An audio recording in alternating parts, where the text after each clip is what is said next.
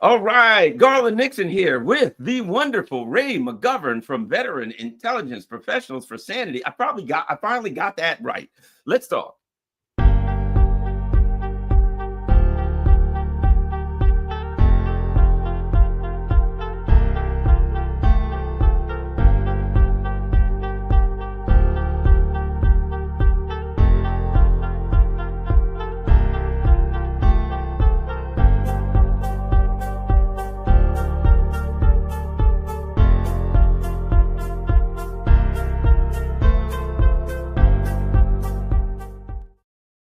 Hello, Garland Nixon here. Just a reminder for everyone, hopefully, if you see the join button there, I'm not sure you will, but if you see the join button there, click the join button so you can be a member of the channel. Also, don't forget, I understand YouTube now, if you don't sign in, they don't count you as a viewer of the show. They're doing all kinds of terrible things to those of us who aren't part of the machine. So whatever you can do, we certainly appreciate it. Share this on all your social media platforms. That is critical. Ray McGovern, he's a former CIA analyst. Ray was the actual guy who went to the president and said, hey, here's what's happening. Ray was a specialist in the Sino-Soviet relationship.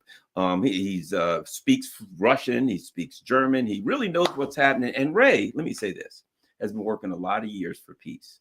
And things were looking bleak the past couple months. It looked like we were all going to get fried. And I ain't saying we're out of the woods, but at least we're not being chased by bears in the woods. We're in the woods, but we don't have a bear chasing us. So Ray, let's start. Tulsi Gabbard. You've talked to her, you know her. Is she an important part of the cabinet? Talk to me. What do we need to know and your thoughts on Tulsi Gabbard, Ray? Well, first, Garland, do I need to subscribe?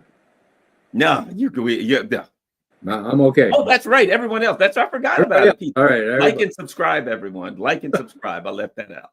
All right. Well, subscribe now because you might not like what I have to say. Tulsi Gabbard. I briefed her when she was a member of the House just once, but once was enough. She's smart as can be. She asked the right questions. She pursued me when she had doubts, or, she asked me about Veteran Intelligence Professionals for Sanity. It was quite an amazing performance. It was in her house offices. And so I got some sort of personal taste for how smart she is, okay?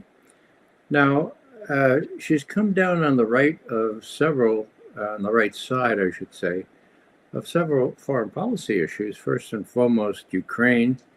She knows which end is up there, which not many other people do.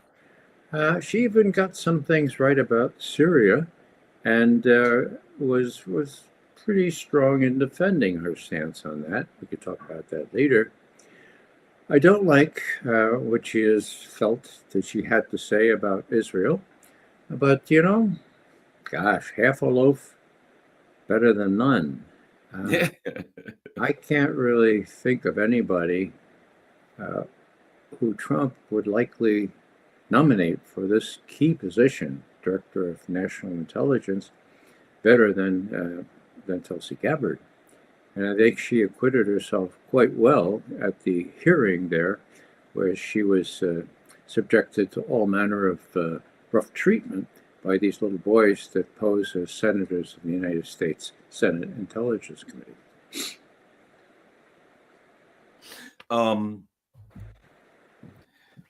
Here's what I found kind of weird, Ray. I was looking for some pictures because in 2020, when Tulsi started running, I was so excited at that time because she talked about a lot of anti-war stuff that I hopped on a plane, flew to Hawaii, and I was there for her announcement, right? Mm-hmm. You've seen many Senate hearings and confirmation hearings, Ray, many. And you understand the protocol. You're in the upper house. You're supposed to come in and bow down to these people. Boy, she came in there like a snowplow going through, through a pile of snow. To me, I've never seen anything like it. To me, she came in, she was confident. She seemed kind of angry. She seemed like she was holding them accountable. She was saying, these things happened on your watch. and you didn't hold them accountable. What did you think about that? You know, the Democrats talk about a strong woman. No, she wasn't a strong woman. She was a D9 Caterpillar bulldozer going, and they just sat there like, uh-oh, what do we do? How do we do? What did you think about her presentation? Well, I had a similar impression. At the same time, she was the epitome of discretion. Now, I'm from the Bronx, and if I were subjected to the treatment that that senator, what, from Colorado, his name, whatever his name was, I think I would have said, Senator, would you like to step outside with me for a little while? Senator Bennett, I'm sort of remember it now. What a twerp, you know. But she had more sang-froid, more smarts than I would have been able to muster in those circumstances.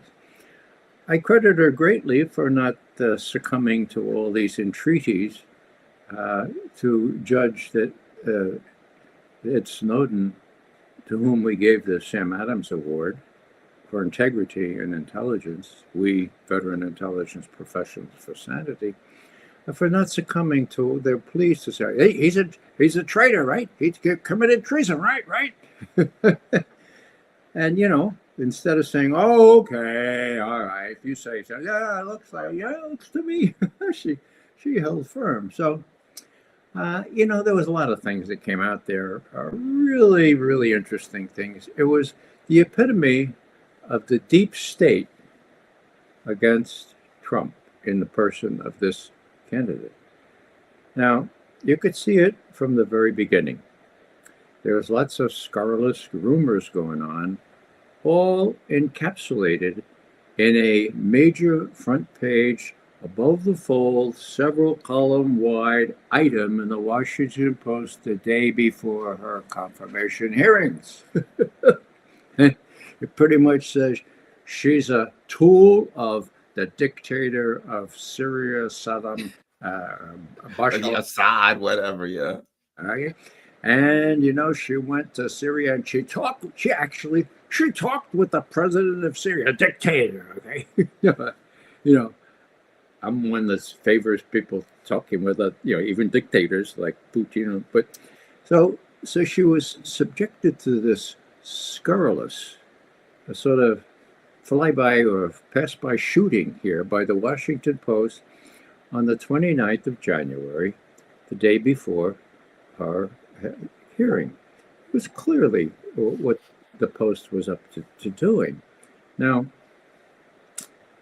they pinned part of her blame on, I think, our mutual friend Ted Postal, who was an MIT professor of physics, also taught at Stanford and UCal and other prestigious places, and now is professor emeritus, and also worked for the chief of naval operations, like as a senior technical advisor.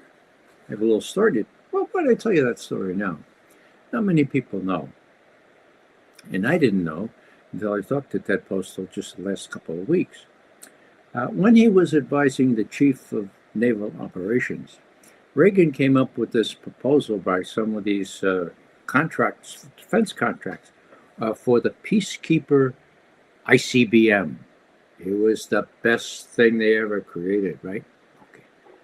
Now, Ted Postal, a physicist, went through all the parts, so to speak. I think all the parts. It's not like an M1 that I knew I had to memorize the parts of, but he knew the parts of the ICBM, right? So he looks and he says, my God, it's not going to work. And the chief of naval operations, what do you mean it's not going to work? It won't work. It'll explode, kill a lot of Americans. It's not, for God's sake. And the chief of naval operations, of course, this is high-tech stuff, right? He says, well, are you sure, Ted? He says, I'm sure, but why don't you check with the Defense Intelligence Agency? They have some experts there. And so they did. Took them a whole month to review the work that Ted had done, okay? And they came and they said to the head of the DIA, postal is right. My God. We answer to the Joint Chiefs of Staff. Dare we tell the Joint Chiefs of Staff this not going to work? And the head of DI says, yeah, that's what we do. And they told him. Long story short, it was the only missile or other sophisticated system that 3 of the Joint Chiefs of Staff voted against what President Reagan wanted to fund and produce. Wow. I mean, hello. Does that give you an example of his expertise? And he did it all because he knows the principles of physics. And he knows they are immutable and can't be changed by the next version of this missile. So anyhow, those were his credentials. Now, what the New York Post said was, he's an iconoclast. Iconoclast, yeah. What does that mean? Well, he told Tulsi Gabbard that those gas attacks by Bashar al-Assad were not by Bashar al-Assad. He denied what we all know. Bashar al-Assad did that. You remember how John Kerry, the Secretary of State, got up right after those attacks on August 21st, 2013, and said, Bashar al-Assad, and Bashar al-Assad did it. He said it, I counted them 35 times, okay? Now, one would have thought that even Kerry, maybe he didn't study Shakespeare, but one can protest too much, right? Okay, well, the evidence wasn't there. Now, in those days, there were enough men and women of integrity at the CIA that refused to say the evidence was there, okay? Or otherwise, they refused to say that Bashar al-Assad did it. My God, what did that mean? That meant that the White House had to compose a government assessment of what happened. Now, that was the first of that genre in my experience, and as you probably can tell, I've been around a while, okay? No intelligence assessment, because the intelligence community knew what the evidence was. They suspected at the time that was fired by the rebels, who were funded and operated by people on the other side of those turnstiles at headquarters building in Langley, okay? But they wouldn't abide by fraudulent analysis for intelligence estimate. It was a government estimate. Now, what people don't know is that during that last week of August 2013, James Clapper, the Director of National Intelligence, arrived unannounced at the White House during one of President Obama's briefings. And he said, I have some message to tell you after we finish the briefing. It's very important. So the rest of them left us. Now, Mr. President, I just want to tell you, I have great respect for John Kerry. And he was great about running those boats up the Mekong River, I'm sure. But he doesn't know much about Syria and what we know. And the reason that we were unable to do intelligence assessment, as your people want us to do, and why they had to do a political assessment, well, they called it a government assessment, is because the evidence is really, really strange here, How best to describe this, Mr. President? Well, I'll say this. It's not a slam dunk. It's not a slam dunk, Mr. President. Got it? Now, for those younger viewers here, a slam dunk, you know what it means in basketball, right? Yeah. Tenet, the CIA director before Iraq, was briefing Cheney and W. Bush on the 21st of December, 2002, just 3 months before the attack, okay? And the briefing given by John McLaughlin, his deputy, and Tenet was singularly, are you still there? No, okay. Was singularly unimpressive. And Cheney says, is that all you got? And they say, well, we can make it better. Tenet jumps off the couch and says, it's a slam dunk. Those WMD in Iraq, It's a slam dunk, Mr. President. Now, how do I know that? It's because Condoleezza Rice, the assistant to the president for national security affairs at the time, was there, and she leaked that to the New York Times. She didn't want to be held accountable for the fact that there were no weapons, so she blamed it. Now, this is kind of typical. So she blamed it on Tenet. Of course, it's blameworthy, but anyhow, that's how I know that. And then it was in the New York Times. So this is a slam dunk. It's a DMD, or WMD, it's a slam dunk. So here's Clapper coming to Obama many years later and saying, you know what a slam dunk is, Mr. This is not a slam dunk. Now, how do I know that story? Well, because Obama, before he left office, felt free to give interviews to the likes of Jeffrey, Goldberg of The Atlantic. He gave extensive interviews, and a lot of it homed in on his experience with respect to Syria. And it's very clear, in a word, Obama didn't want to start another war. Okay. Yeah. Unreasonable? Well, I think that makes sense to me. And he was mousetrapped. Mousetrapped?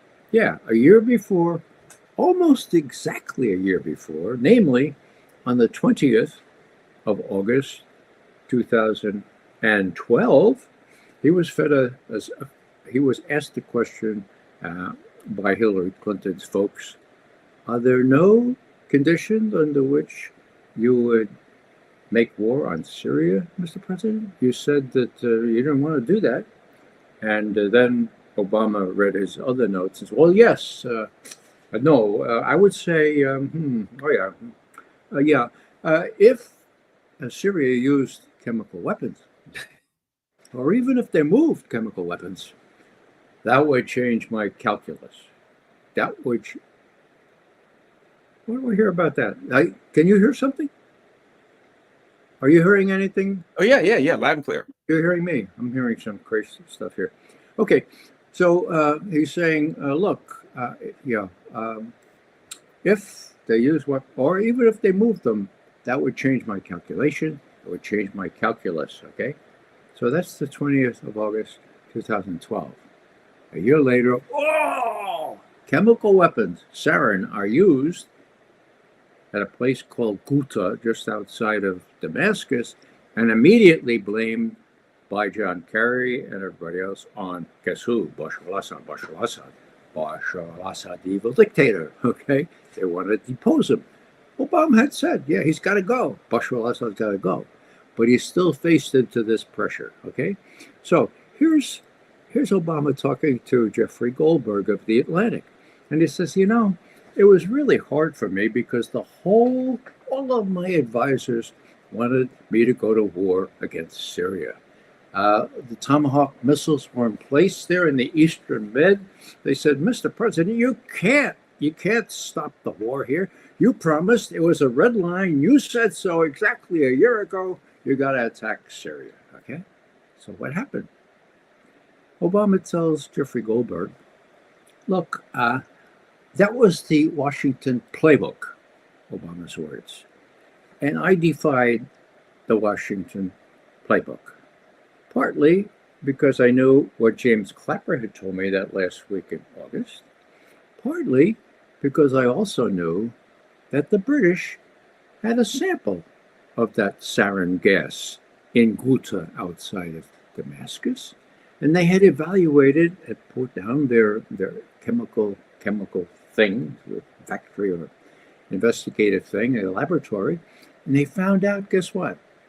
That it was not the same sarin gas we know to have been in Syrian army stocks. It was a different sarin gas. It was manufactured elsewhere. So Obama says, so I decided I didn't want to do a war on Syria. I think this is worth a little bit more. So that was the very end of August 2013. Not the interview, but when this all went down. Now, I remember being outside the White House with about 1,000 other people at a demonstration saying no war on Syria, no war on Syria, because it looked like a done deal, okay? We made such a din that the president, who was giving a press conference outside in the Rose Garden, had to sort of try to calm us down and talk over us. And he did. And all of a sudden we got word, oh my God, the president has said he's not going to go to war. He's going to consult Congress because that's the constitutional thing to do. And I was the next speaker up there. And this time was, oh my God, can this be true? Can Obama really, a constitutional scholar, can he really give proper deference to the Constitution? So I was in a very subjunctive mood. I said, if this is true, we just learned from inside the gate there, if this is true, oh my God, blah, blah, blah, blah, blah. Well, it was true. So what happens next? John Kerry, 2 days later, goes before the Senate Armed Forces Committee. Bob Menendez. Now, Bob is really tough, you know, and he gets all his people to say, you got to do this war, you got to do this war. And there's a big majority to do this war, even though Obama says, look, I want to get Congress. Meanwhile, Congress was out and people were being encouraged to descend on their congressional offices, which means it works, guys. It really does work. We didn't want another war, okay? So all this background, okay? And, you know, the thing that is never explained, how did Obama get out of it? Well, by happenstance, I would say by providence. He was appointed to go up to St. Petersburg, okay, for an economic summit on the 2nd and 3rd of September, okay? So that's the next week. So he goes up there, and as he's landing in Petersburg, he hears from his associates that Vladimir Putin has just said about Secretary Kerry, он врет, он знает, что врет, это печально. Okay, what does it mean? He lies. He knows he's lying. This is really sad. What a way to greet the president. Kerry was not with the president, okay? The president was without John Kerry. Now, didn't take long before Putin took him aside and he said, look, you don't want to make a war in Syria. And Obama, no, I don't. He says, I got a solution for you. What's that? I persuaded the Syrians to destroy all their chemical weapons under UN supervision on a ship. You have 2 of them. If you let us use the ship specially outfitted for such destruction, it's a done deal. And Obama says, really? Well, listen to the Syrian foreign minister tomorrow. He's going to announce the deal if you think it's okay. Yeah, I'll listen. The Syrian foreign minister announces the deal. Obama says, thank you very much. He comes home, okay? And what happens? Kerry is still flitting around Europe, drumming up support for an attack on Syria. Now, this is really interesting. Kerry is in London 2 days after the deal was struck between Obama and Putin. Obama forgot to tell him about it, okay? So Kerry is before this big press conference in London. And the last question is now, Secretary Kerry, you say we have to make war on Syria because they violated this red line, but is there nothing that Bashar al-Assad can do to avoid being attacked? Is there anything he... And Kerry says, and this is a quote, well, he could destroy all his chemical weapons. But that's not going to happen. That's not in the cards. The perfect setup. Okay, so then he gets on the plane and Obama gets through to him. He said, hey, John, I forgot to tell you. We struck this deal. It is in the cards. It's going to be a peaceful resolution. You're not going to get your war, John. Sorry about that. The Washington playbook is not going to prevail this time. And so when you get back, I'd love to see you the next morning, but then I want you to go right back to Geneva and work out the mechanics of this deal. We're out of the woods. We don't have to have a war with Syria. And I know you have mixed emotions about it, John, but I'm the president. Deal with it. So that's how that whole thing went down. And the supreme irony, of course, is that we know from the principles of physics, thanks to Ted Postal, and we know from what Clapper said and what Obama said about what Clapper said and how Putin bailed Obama out, pulled his chestnuts out of the fire. We know how that thing went down, and yet those Democrats, led by, was it Mark Warner on the Senate Intelligence Committee, to a person, they all voted against Tulsi Gabbard on the false premise that she was wrong about Syria, when the reality is she was dead right about it. So you know, irony. Well, that's one way to describe it, but I can use other words. It was a disgraceful exhibition. And who was it? But that one guy was quoting the Washington Post and naming Ted Postal this iconoclast with naivete. What? You know, professor of physics at MIT and chief advisor to the chief of naval operations. So that's how corrupt the whole thing.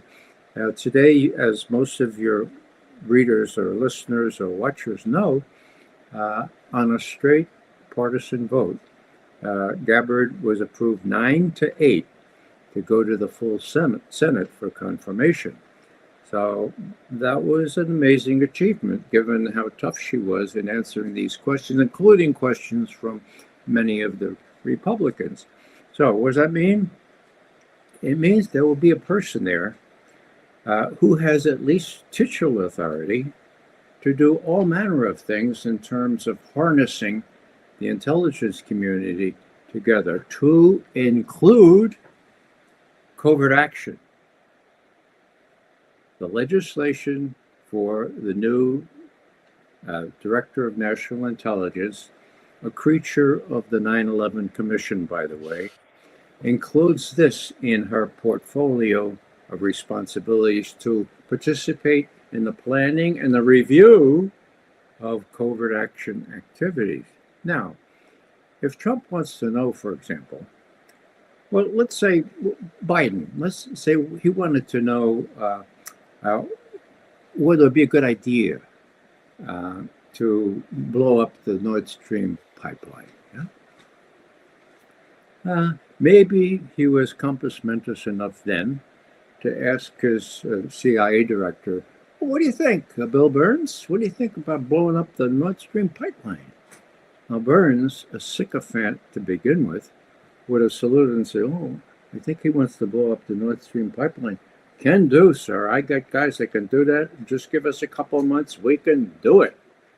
Well, good. Yeah. Now, there was this director of national intelligence, at least ostensibly between Bill Burns and the president. Her name was Avril Haines. She's a non-entity. And so would she have been likely to say, Mr. President, hang on for a second here. Let's think of down the line a couple of months. What would that do to the German economy? What would that do to the price of gas? Well, and the president would say, well, Tony Blinken says that we'll be able to sell a lot more LNG there. That'll be really good. Yeah, but Mr. President, why don't you? I have the responsibility to review these these covert action plans, and I just think that we ought to have some people in and talk about the long-term consequences of this. What do you think? Well, Tulsi Gabbard is the kind of person who will do that. She has the authority to do it. Whether Trump will allow her to exert that kind of authority is another question. But wow, if she's approved by the Senate, There are going to be people afraid of hatching harebrained schemes like that and getting it approved by the president because, titularly at least, or ostensibly, they should go through a review process by the Director of National Intelligence. This one, Avril Haines, forget about it. She's for hunger. This one, Tulsi Gabbard, she'd be likely to say, Mr. President, with all due respect, it's really nice these operatives can do all this stuff. Think about the longer and even the shorter term consequences. Let me ask you this. Let's just jump to this. We've done Hadro on that, and I think my important questions were answered.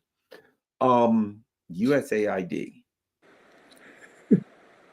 You know, it's interesting to watch people on TV. USAID, why they're feeding poor little children in these poor countries. And I'm thinking, they're overthrowing governments. 90% of the media in Ukraine was funded by USAID. I saw information today that said they spent $41.7 million on the Georgian election. Well, they ain't but 5 million people in Georgia, or 6 million maybe. They spent more on the Georgia election than the Georgians spent on the Georgia election.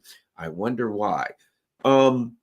There's dirt coming. Anyway, go ahead, Ray. I'm all ears. USAID, what do you think? You're absolutely right. You know, the big thing about when USAID was going to suspend aid was when the press, the media in Ukraine said, oh my God, this is terrible. Why so terrible? Who's going to pay us?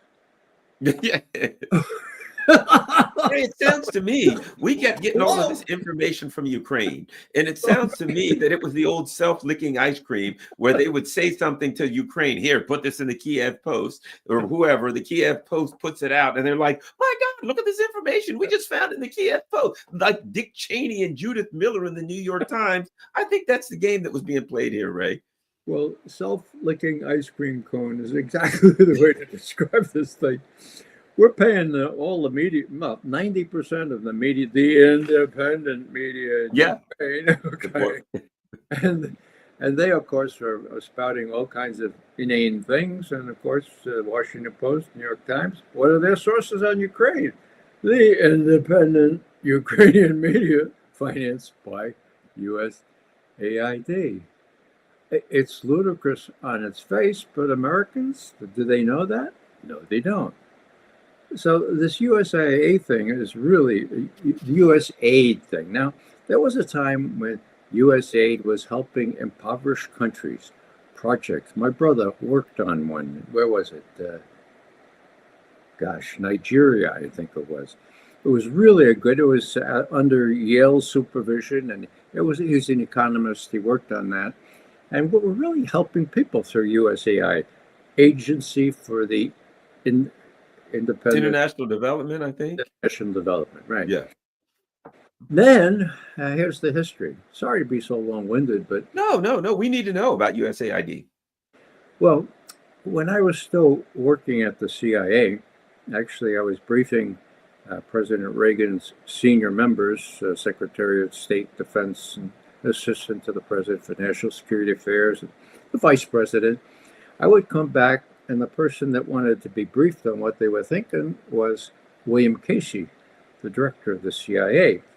So I would meet with him about 11:30 after I got back to headquarters, and he'd have lots of questions. And it was interesting. Two of my bosses would be with me, They'd need to sort of squirt me. So he'd start out and say, well, now how about... And I would say, pardon, Mr. Casey, I didn't understand what you said. And my two bosses would be peeing in their pants. You don't say that to Mr. Casey, for God's sake. Everybody, he's very sensitive about that. But I wouldn't answer a question unless I understood the damn thing. So I made no friends with my bosses, but I would say, Mr. Casey, what do you mean by that? Anyhow, Mr. Casey was a real great warrior, cold warrior. He ran spies during World War II, and he hated the Russian man. He was afraid the Russians would come into Central America, and so he had all kinds of covert action things were doing by the covert action staff funded by the Congress, and in Angola we were all a place preventing the Russians from winning, right?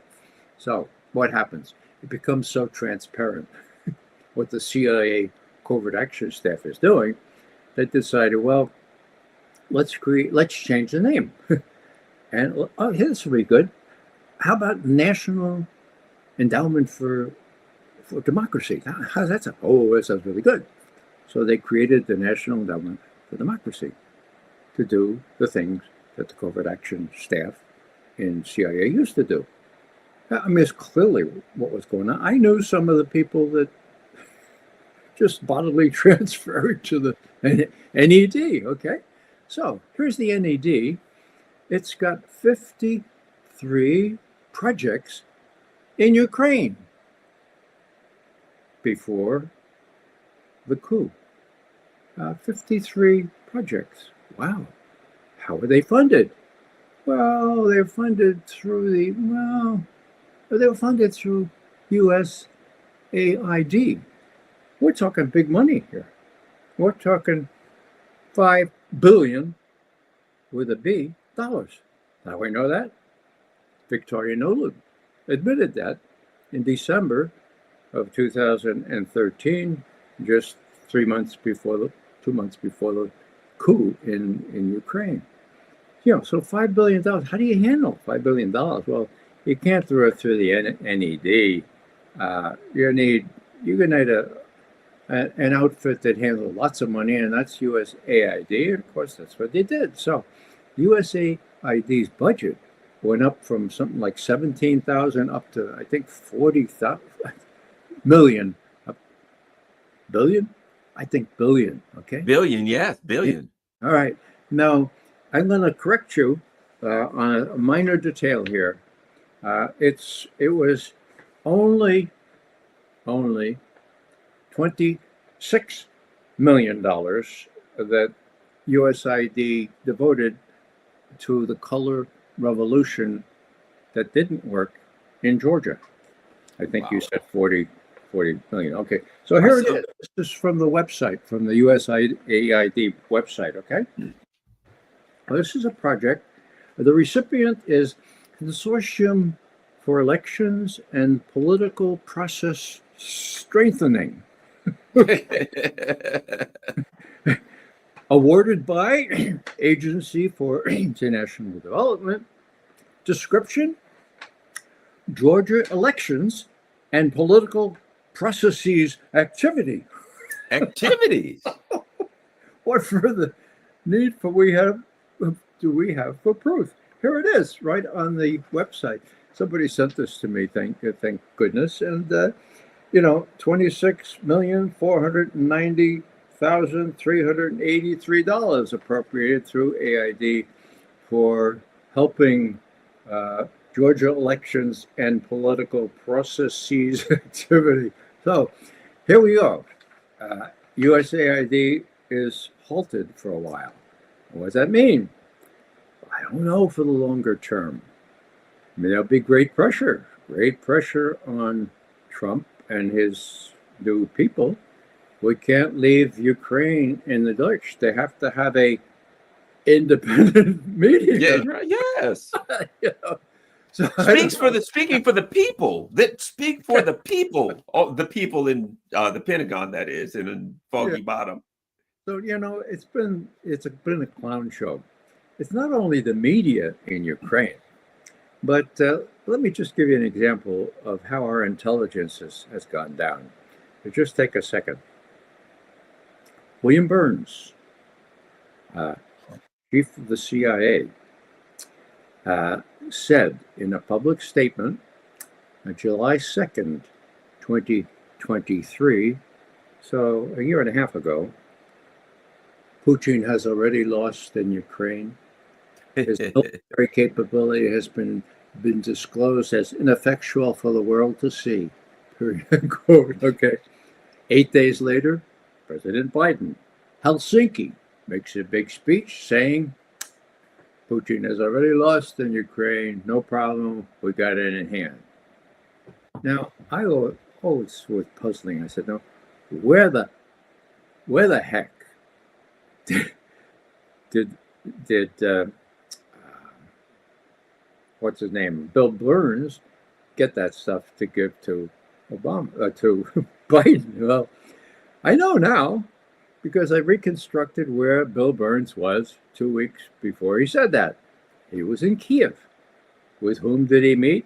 He met with Vladimir Zelensky and all those other folks and the press that was funded by Usaid. And what did they tell him? They tell him Putin has already lost. And he says, oh, that's good news. I'll tell the president. I was like, please tell the president because we want the spigot to hit. So Bill Burns tells the president. The president, 8 days later in Helsinki, says Putin has already lost. One little other tidbit on what the U.S. intelligence establishment has become. Now, there was a new director of national intelligence, the one that Tulsi Gabbard is hoping to fill now, that spot. Her name is Avril Haines. She was brought in by Biden. Now, what were her credentials? She's a lawyer. Yeah. And John Brennan of the CIA handpicked her as just the person he wanted to be his deputy. And then, when John Brennan got in trouble deep by hacking into Senate computers, the computers of the Senate Intelligence Committee, sending his minions in there to hack into it to find out what they had on torture techniques that Brennan had blessed. Okay. Whoa, caught red-handed. So what happened?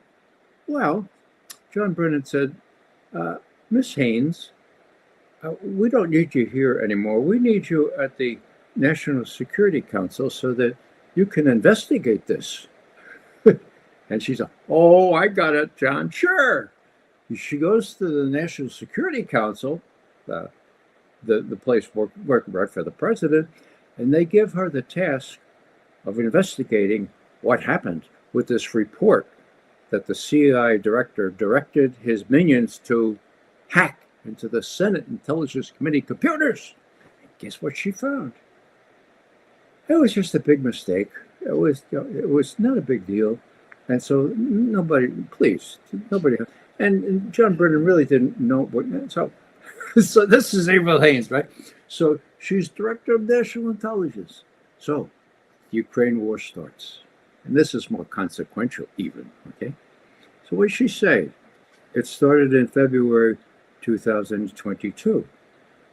In December of 2022, she says publicly at an open forum, and she says, hey, guess what? The Russians are running out of ammunition. Oh, God, it's really terrible. They don't have any shells. Actually, they have no indigenous capability to replace the munitions that they are leaving helter-skelter on the battlefield in Ukraine. So this is looking pretty good. December 2022.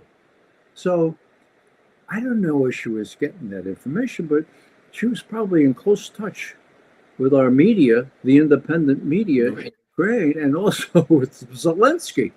So that's what's become of the intelligence community, at least this leadership. Is there a chance that the new Tulsi Gabbard, that Kash Patel, if he makes it for the head of the FBI, and John, what's his name, the new head of the CIA, will be able to make this right? I don't know. I mean, let me just say one more thing. I would be full of hope that this could be made right, but I've been around too long. Okay. Right. And I also remember what Vladimir Vladimirovich Putin said about this.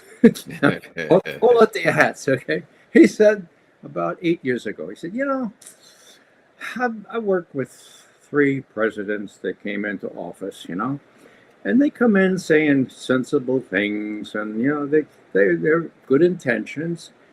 And then They go into a room, and these men with briefcases and dark glasses and dark suits like I'm wearing right now, says Putin, and they tell the president what the real situation is. Putin saying that. So when a new president comes in, I like the sounds that he makes, but then I see these people with the briefcases and the dark glasses and the nice dark suits, and I have to say, who's in charge in Washington?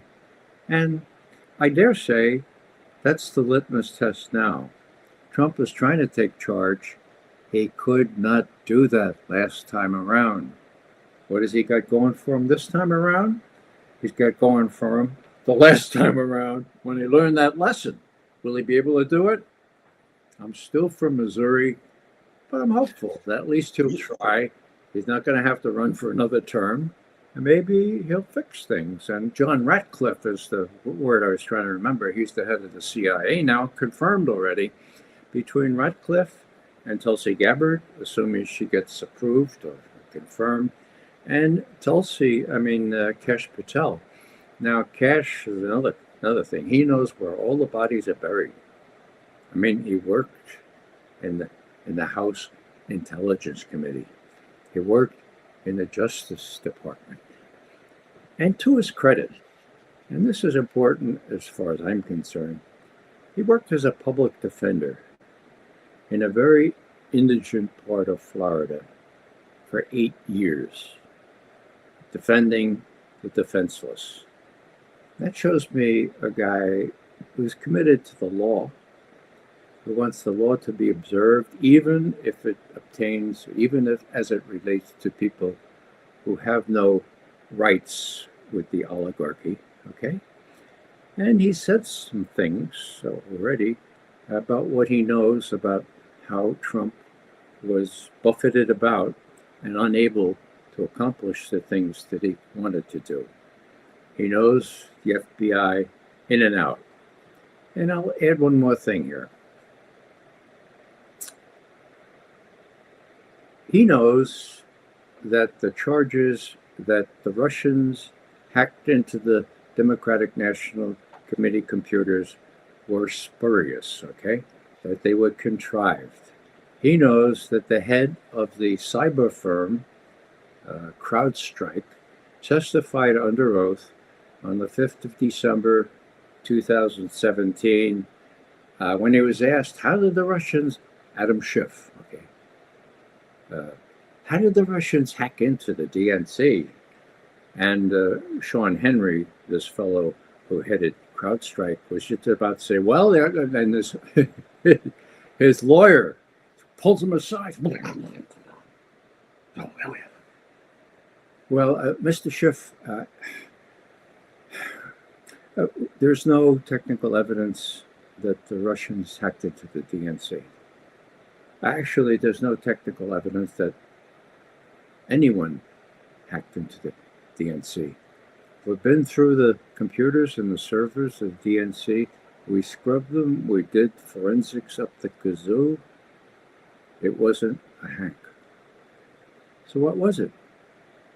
What was it, Garland? Well, it did get to WikiLeaks. Now, it's obvious that it was a copy. Somebody took a little thumb drive and put it into a computer at the DNC, right? Copied it, thereby leaving no electronic signal or nothing on the internet that it had been copied or anything.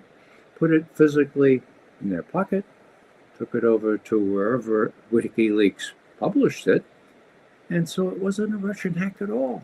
Now, what does that mean?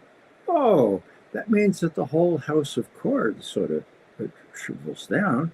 And who knows that? Well, Kash Patel knows that. Now, let me say the forbidden word here. Stop up your ears. I'll say it. It's 2 words. Seth Rich. Who is Seth Rich? Most younger people probably don't know the word, okay? He worked at the DNC. Where had he worked before? The DNC is the Democratic National Committee. He had worked for Bernie Sanders. He had access So all these emails from the DNC and from Hillary Clinton's involvement with the DNC. And so when Bernie gave up, and I use that term advisedly, unfortunately, Seth Rich needed a job, so he went to the DNC to see if he could help Hillary Clinton. And what he saw in those computers, well, you can imagine. What he saw was what those emails revealed, namely, and we know now, just read the emails, that those emails revealed that Hillary Clinton and the DNC stole the nomination from Bernie Sanders, pure and simple, by stacking the cards against Bernie Sanders at every turn, every primary, everything else. Sanders folded, but here is Seth Rich. Look at all this stuff. God. So I'm speaking to motivation here. What am I saying? I'm saying that we know that Seth Rich had access to the DNC computers. We don't know anybody else's name who had that access, but there presumably were 10 or 12 others, maybe more. So what happened to Seth Rich? Well, a month after Julian Assange revealed that he had emails relating to Hillary Clinton and that he was about to publish them, Seth Rich was murdered on the streets of Washington by robbers who forgot to take his watch or his wallet or anything else. They just murdered him. Okay. Now, what happened to Seth Rich? Well, he died almost immediately. What happened to the investigation?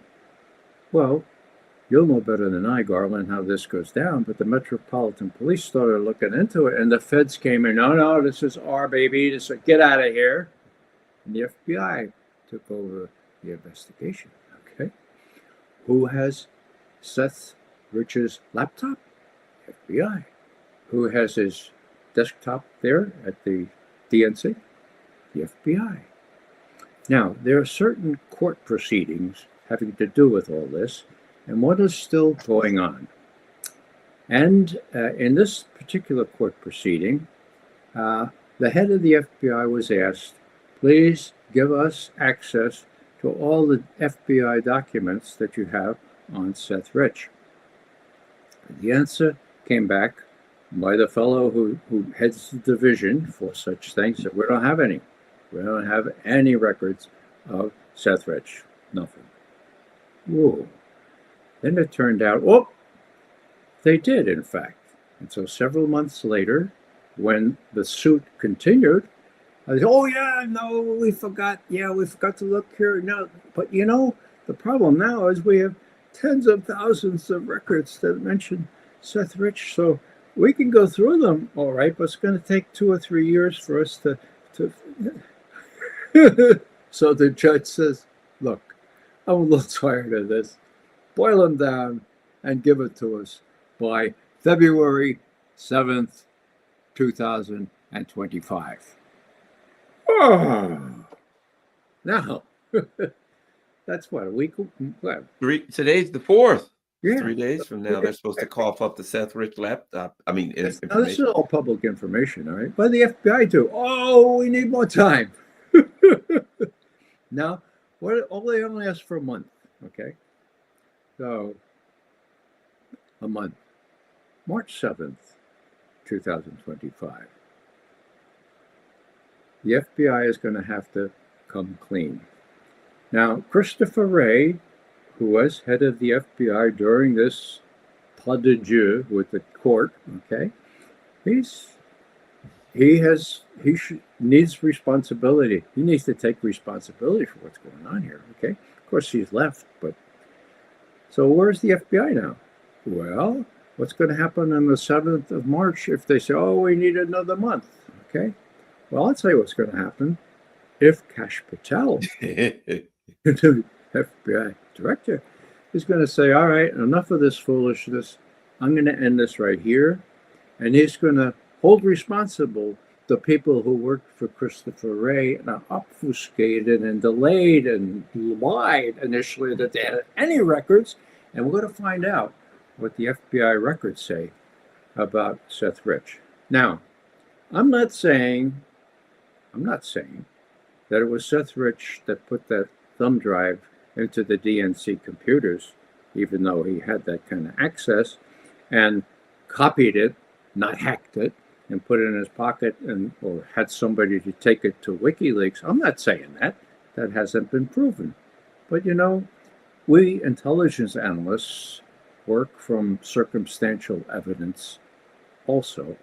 And the last thing I'll mention on this is that Julian Assange himself hinted strongly that it was Seth Rich, witnessed the fact that WikiLeaks offered a $10,000 reward for discovery of what really happened to Seth Rich when he was murdered on the 10th of, let's see what we talked about that, 10th of July, 2016. So, it's going to be really interesting. And that's why there's a premium on Kash Patel, and why I think that he'll have a tougher job than Tulsi Gabbard or Robert Kennedy. Tough as those jobs were. Why? And I'll say this, and I've been around a while, okay? What happens now is that all these things that have been hidden and that Kash Patel knows where to find, all these skeletons and all these FBI cabinets, closets, they're going to be usable.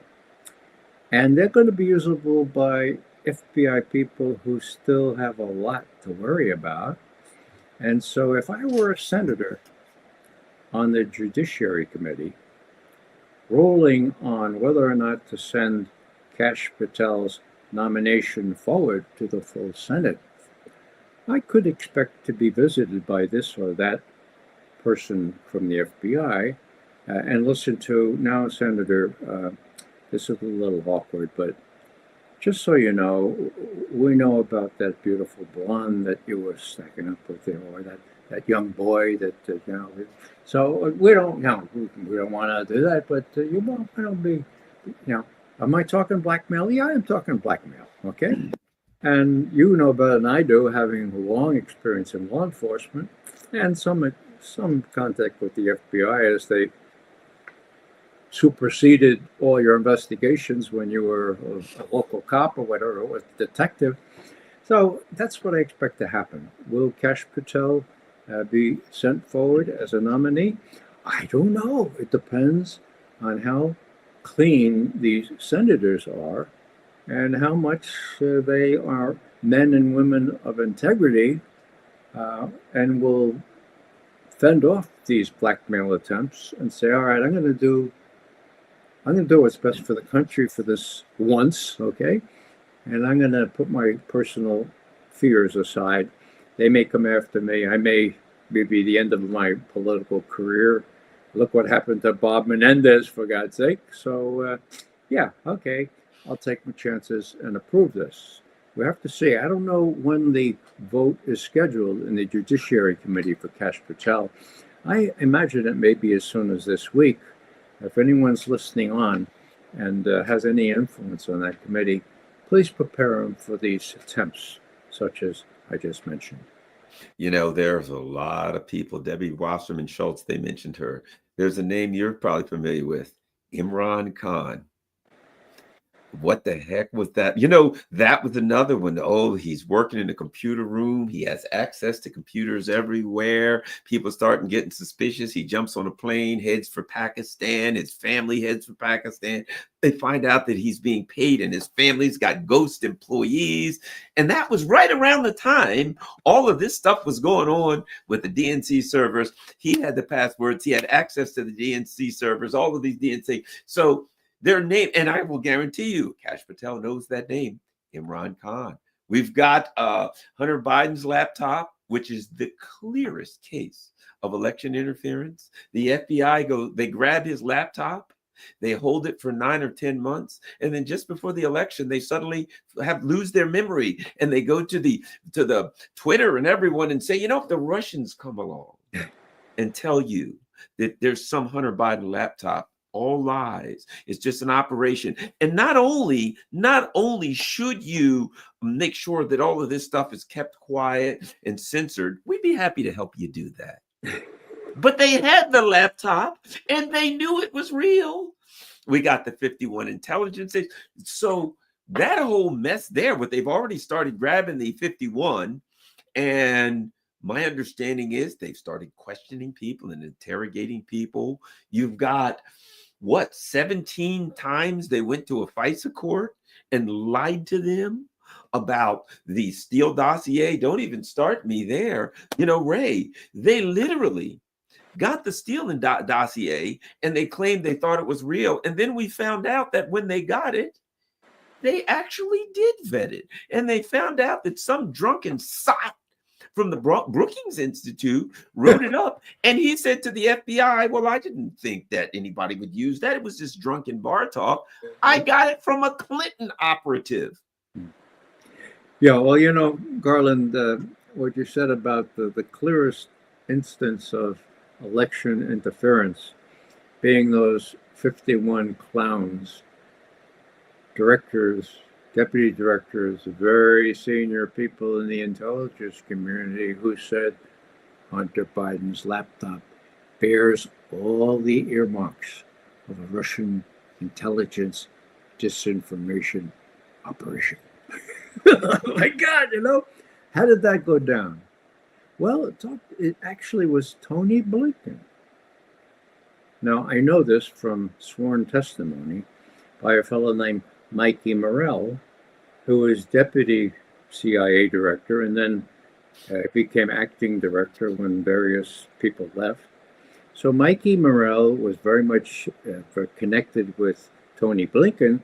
And so Tony Blinken, later Secretary of State, and no more, thank the good Lord, he says, oh my God, that laptop that the FBI has had for 6-8 months, my God, we have to figure out how to divert attention from that, because it shows that Daddy Biden, as well as Hunter, who are playing fast and loose, are taking stuff not only from the Ukrainians but from the Chinese.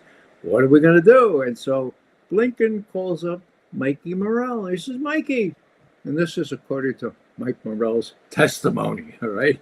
He says, Blinken asked me to see if I could get 10 or so former intelligence directors to say that this was a Russian intelligence disinformation operation. And I said, Tony, of course I can. I get you 50 if you want. Oh, could you get 50? Of course. In 3 days, he gets 50 corrupt intelligence directors, deputy directors, to sign on to this fictitious thing that says this bears all the earmarks of a Russian intelligence disinformation operation. And did any of them think to check with the FBI, who had the laptop, to see if that was true or not? No, they just signed the thing, okay? So there are 51 of them, okay? They signed the thing, and what happened, of course, was Blinken says, thanks so much, Mikey. We will remember you when we come into power, when we come into our kingdom, right? So then he goes off, right? And what happens? 3 days later, it's the last debate between Joe Biden and Trump. Okay, now Trump still, after 3.5 years, unaccustomed to the ways of Washington, okay, says to Joe Biden during the debate, oh, Mr. Biden, how about the Hunter's, your son's laptop, which shows you were on the take there with the Chinese? And Biden, very wise to the ways of Washington, says, Mr. Trump, haven't you heard that that's a Russian intelligence disinformation operation? 50, count them, 50 former intelligence directors and deputy directors have signed on to a have you seen that? It's in Politico in that magazine. And they say that this was an intelligence. Didn't you hear that? And Trump said, oh, darn, you know.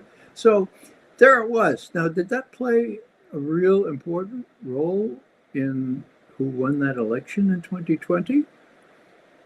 I don't know. There's no way to tell, is there? But was it interference? It sure as hell was. Did it help Biden? Oh, of course it helped him. How much? Who's to know? So the system is. Let me show you. Let me show you an email. Let me show you an email from John Brennan, Ray, which you talk about the smokiness of smoking guns. This is an email from John Brennan, and it says, let me get down here. Maybe people should see the whole thing. Yeah. Look at this. From John Brennan to Michael Morrell. Oh, Michael, add my name to the list. Good initiative. Thanks for asking me to sign. Can I add your name to this list? We'll be asking Leon Sugord, blah, blah, blah, working on adding Dan Coast, blah, blah, blah, and lots of other IC career folks trying to give the campaign, particularly during the debate on Thursday, a talking point to push back on Trump on this issue. Ray McGovern. That is what for the need have we the cleanest case of I mean, he literally says we're doing this to affect the election. Anyone who he sent that email to should be charged with a crime. Yeah. You know, Garland, I have to admit, I hate to admit this, but I know a bunch of people on that list. I know a bunch of people, maybe 7 or 8 of those 51. One of them is a terrific guy. One of them was a very bold and intrepid intelligence manager of analysis. And as soon as I saw his name between, well, I won't say who to between, but it was right at the top, okay? I emailed him and I said, what are you doing here? And what he said was, I hate Trump so much that I'll do anything to prevent him from being reelected. Now, that is the definition of Trump derangement syndrome. It affects everyone. Everyone. I have people in my family who really look with some disfavor on some of the things I do because they think that they're the same things that Trump said. Well, if they're true, they are the same things that Trump said, right? But people cannot detach themselves from this thing. And so, you know, just beware. There is this Trump derangement syndrome. It's still in place. And my attitude is, I guess it comes from being a professional intelligence officer. It's a new president. You deal with it, for God's sake. I was overseas when Nixon was elected. My boss was beside himself. He knew Nixon as I never knew him before. He stayed up all night drinking bourbon. I come into the office. I said, what's the matter? He says, did you hear? I said, well, yeah, Nixon won. He says, don't you know what the hell that means? I said, well, yeah, but you know, he says, I know you don't know, McGovern. This is bad news, okay? Now, I and younger people said, you know, look, we got to deal with this. And indeed, I served on the White House support staff at CIA during the late Nixon year, okay? The year when he became impeached. How did I handle that? I wore a tie, a black tie, the same tie every day. Okay, now it wasn't much.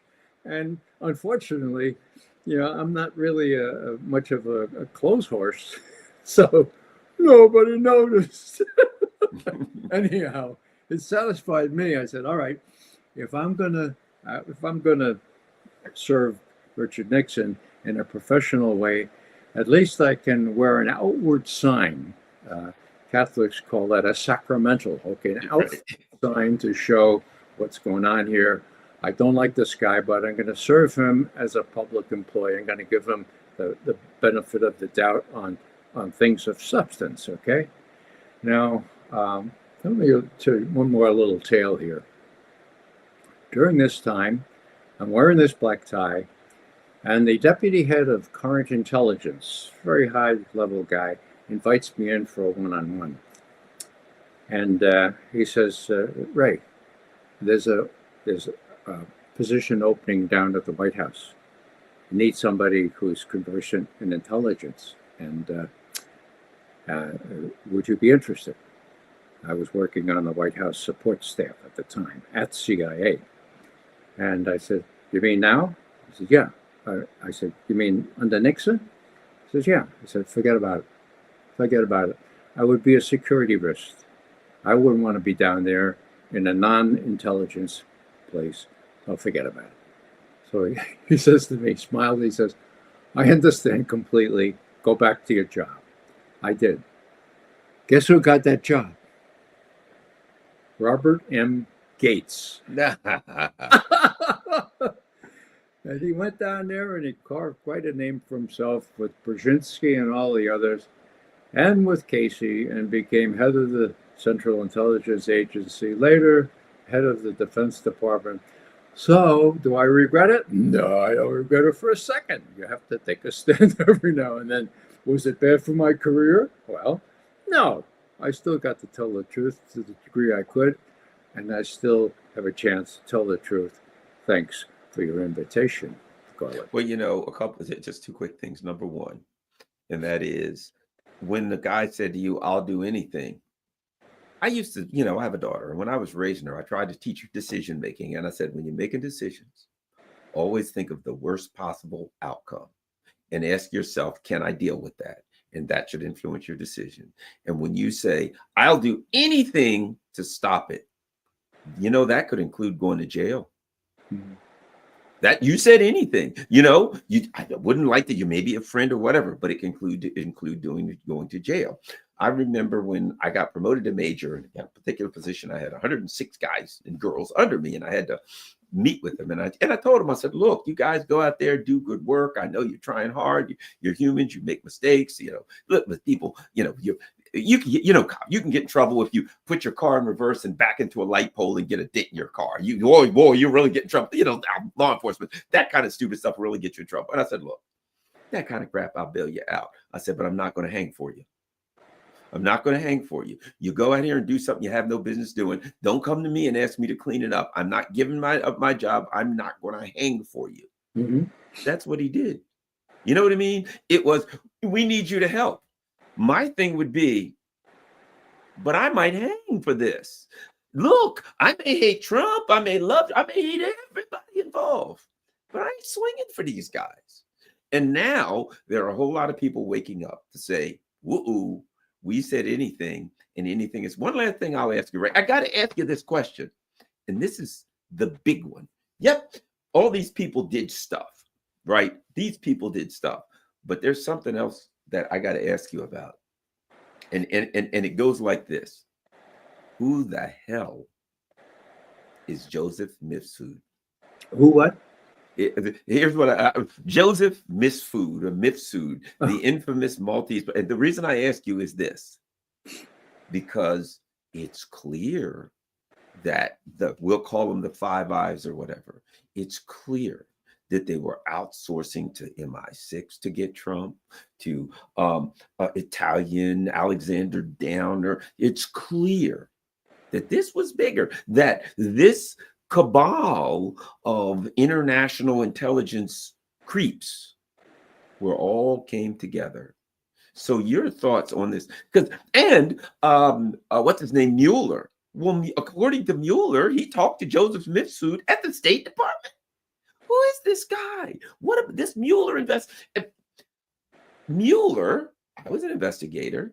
He finds out that there's like 20,000 texts between the lovers in the FBI. You know what I'm talking about? What's his name? Lisa something. Peter Strzok and Page. Yes. Finds out that. Oh, great. That's great evidence. What are you going to do with those? Well, that's easy. We're going to erase them all. That's a crime. There's the criminal activity that was involved there. Comment on that stuff. If I know we're running out of time, Ray, but your thoughts on that element of Russiagate, because that's really big. Well, Strzok and Page sued the government for releasing them and got $1 million, if memory serves, from the court. I mean, so the whole thing was very corrupt. Now, how the hell did they think they could get away with it? Well, I'll tell you. You know, when you are an analyst, you have to read everything. You have to read W. Bush's memoirs. You have to read people like James Comey when he has somebody help him write a book, right? So 2 years after he's thoroughly disgraced, right, he's still in there plugging. And he writes a book. And in that book, he says, and I quote, I was operating in an environment in which Hillary Rodham Clinton was sure to become the next president of the United States, period, end quote. Now, if you're operating in that kind of environment, you can play, if you have very little integrity, you can play fast and loose with the law, with the Constitution, with all kinds of regulations. You can hire people like Peter Strzok and his paramour Page, okay?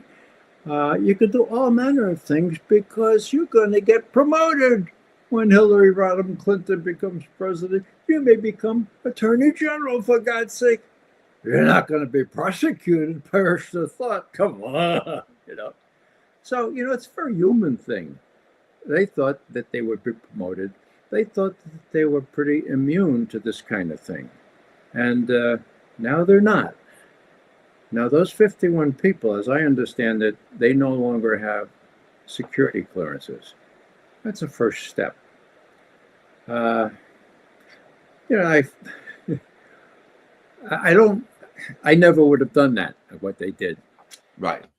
But in reality, if Kash Patel comes in and wants to be really vindictive, he has the goods on these people.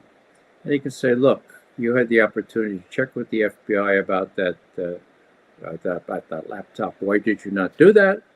And, you know, blah, blah, blah, and embarrass them, maybe give them some sort of fine or something. But in my view, that's part of the record. As long as people know that happened, as long as Trump has already identified these guys and deprived them of their security clearances, that's probably enough for me. I'm not a vindictive type, but I am somebody who hopes that this whole horse stuff will be cleaned out, and I think that now that Tulsi Gabbard is on her way to confirmation, I think, and if Kash Patel makes it, you know my worries about that. But if enough senators face into the pressures that they will be experiencing over the next couple of days, then Kash will be head of the FBI. Heads will roll. I hope he has some pretty good protection from the new Secret Service and that things can progress in an orderly way without vindictiveness, but with justice first in mind. Yeah, I have a funny feeling they're going to find some very interesting connections to those Trump charges. And that's the other thing. You know, you and I may not be vindictive, but nobody charged us with 91 felonies and tried to throw us in jail. If somebody charged you with 91 felonies and tried to throw you in jail, you know, perhaps some of the, stoic, the stoic nature of you and I and the forgiving nature might be compromised. And Trump ain't that kind of guy from scratch. You know what I mean? He's from this, Queens, right? Well, he's Queens. got enough on his plate. I Yeah. would prefer that he. Yeah, but I agree. But he's from Queens. Was I? Is Trump from Queens? Trump is from Queens, yeah. Yeah, boy. I wouldn't want to have a guy from Queens. Yeah, those are islands off. I mean, only the Bronx is part of the mainland United. Yeah. You know, Yeah. Queens, Brooklyn, they're just kind of islands. I think maybe, who was it? The senator that wanted to take Long Island and kind of push it out there. Yeah. Okay with me. So, but we shall see whether, I hope Cash Patel gets to look, whether they charge anybody or not, or whatever happens. I think the American people need to know so that that doesn't happen again. That's what I think. We need to know so that it doesn't happen again. Yeah, I agree with that completely. Whatever they decide to do, all of everything, I want to see all of the background from the Mueller-Weissman investigation. I want to see the background from the Horowitz report. I want to see the background. What they can declassify that. I want to see from the Durham, all of that. We need to see what came out there once and for all. And the American people need to know they were had, because that was dangerous. And that almost got us nuked, to be quite frank. That was what got us into this war. There's another guy, Ray, nobody's talking about, but there's something in my craw, and you know about him. And I won't get into this, but his name's Bill Browder. Yeah, a lot of people in the chat don't know that. Just on your point about nuclear war, somebody, as you know, Garland, I pursued this Russiagate thing like a junkyard dog. And I had all manner of technical help from Bill Binney and other NSA former technical directors to show up things like the legend about Russian hacking and all that other kind of stuff. So I just hope that it all comes out in the wash.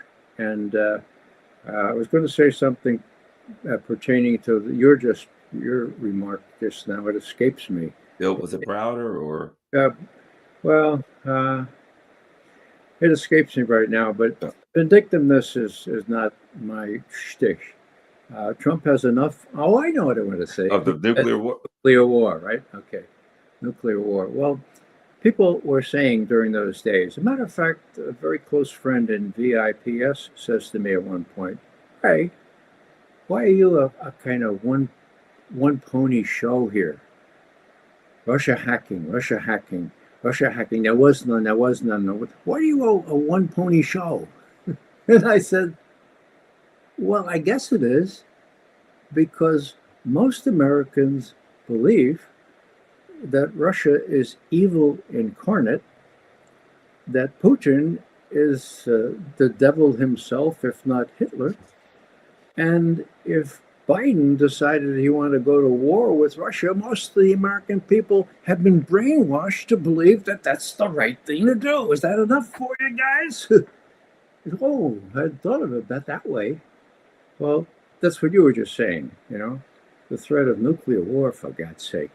When you're talking about people brainwashing the American people to believe that there's an enemy out there, that is really not an enemy, I'll just say it right out loud, that we can work with, then you're in a dangerous situation. And that's why I'm proud, frankly, to have pursued this thing and to have been vindicated together with my veteran intelligence professional for sanity members, sticking with this thing and showing it. Now, people say, oh, so you're for Trump. No, I'm not for Trump. As you know, Garland, I've never had any brief for Trump. I'm for the truth. And thanks for letting me say my truth as it occurs to me this afternoon. Thank you, Ray. And, I'll say this. When I went to Sputnik, the whole time I was there, I always felt like my job, this is the truth, was to try to prevent a nuclear war.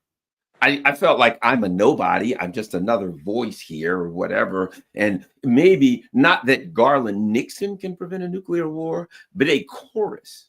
Yeah. Not a cacophony by any stretch of the, maybe at times a cacophony, but a chorus of all of us. And I really, the whole time I was there at Sputnik, I just felt like my job here is to do everything I can to prevent a nuclear war. And I think that all of our voices together might have did something. Who knows, Ray? Maybe it didn't. We may never know, but we did what we could. Ray McGovern. Oh, don't forget, everybody. Go to raymcgovern.com. He's got a website where all of his good works are there. Make sure you go to Ray's website. Make sure you follow him on Twitter, X, and all that kind of stuff. And of course, you can go to Ray's website and you just cut and paste, copy the URL, raymcgovern.com, and share that on all your social media platforms so that other people will see. A lot of people don't know that Ray has that site. His videos are on there, all of his work. You can go backwards and find all kinds of great stuff. His writing is on there. Ray McGovern, a lot of stuff that I know now is from raymcgovern.com. Share this on all your social media platforms. Thank you very much. And don't forget, if you see the little join button, click join. Any last words, Ray? Yeah, one last word. Sure. And that is, you're saying that at Sputnik, you did all you could to get the truth out. Now, we can all play a role in that. Okay, I don't mean just my website. I'm saying that we can all do something. And as you know, Garland, one of my prophets, Father Dan Berrigan, the Jesuit, stood against the Vietnam War. And I want to just finish with one sentence from him. And it's this, just one sentence. The difference between doing nothing and doing something is everything. RayMcGovern.com, everybody. Follow Ray on X, follow Ray on Twitter. Thanks, everybody. Share this on all your social media platforms. Very, very valuable. You know, it's great getting to do this channel. It's not just that I get to do it, but it's that I get to hang out with my dear friends like Ray, and I get to learn so much. This is where I learn everything. It's not just all these books behind me. Sure, there's the Phoenix program and blowback, kind of fascism, and all kind of stuff's back there. But talking to Ray and talking to all Scott Ritter and everybody is what really makes it happen. Thanks a lot, Ray. Talk to you soon. Share this, everybody. Don't forget.